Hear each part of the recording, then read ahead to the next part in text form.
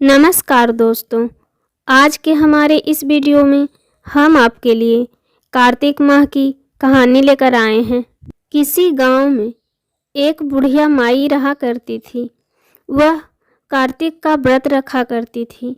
उसके व्रत खोलने के समय भगवान श्री कृष्ण स्वयं आते और एक कटोरा खिचड़ी का रखकर चले जाते। बुढ़िया के पास एक औरत रहती थी। वह हर रोज यह देखकर ईर्ष्या करती थी कि इसका कोई नहीं है, फिर भी इसे खाने के लिए खिचड़ी मिल जाती है। एक दिन कार्तिक स्नान के लिए बुढ़िया माई जब गंगा जी गई, पीछे से श्री कृष्ण भगवान उसका खिचड़ी का कटोरा रख गए।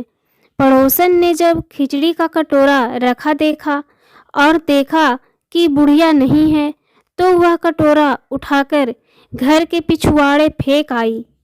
कार्तिक स्नान के बाद जब बुढ़िया घर आई तो उसे खिचड़ी का कटोरा नहीं मिला और वह भूखी रह गई। बार बार एक ही बात कहती रही कि कहाँ गई मेरी खिचड़ी और कहाँ गया मेरा खिचड़ी का कटोरा। दूसरी ओर पड़ोसन ने जहाँ खिचड़ी गिराई थी वहाँ एक पौधा उगा जिसमें 2 फूल खिले। एक बार राजा उस तरफ से निकल रहा था तो उसकी नज़र उन दोनों फूलों पर पड़ी और वह उन्हें तोड़कर अपने घर ले गया।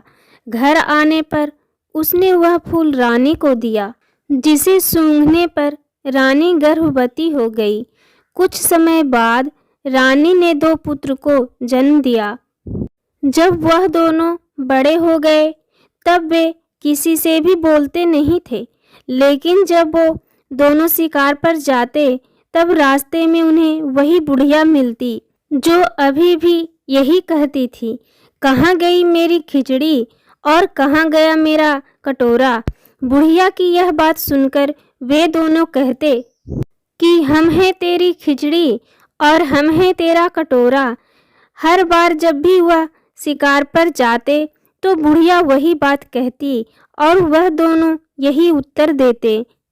एक बार राजा के कानों में यह बात पड़ गई। उसे आश्चर्य हुआ कि दोनों लड़के किसी से नहीं बोलते, तब यह बुढ़िया से कैसे बात करते हैं।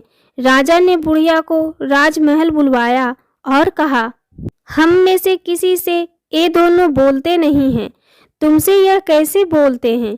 बुढ़िया ने कहा, महाराज मुझे नहीं पता, मैं तो कार्तिक का व्रत रखती थी और भगवान श्री कृष्ण मुझे खिचड़ी का भरा कटोरा मुझे दे जाते थे।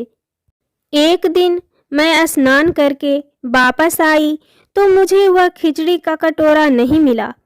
जब मैं कहने लगी कहाँ गई मेरी खिचड़ी और कहाँ गया मेरा कटोरा, तब इन दोनों लड़कों ने कहा कि तुम्हारी पड़ोसन ने तुम्हारी खिचड़ी फेंक दी थी तो उसके 2 फूल बन गए थे।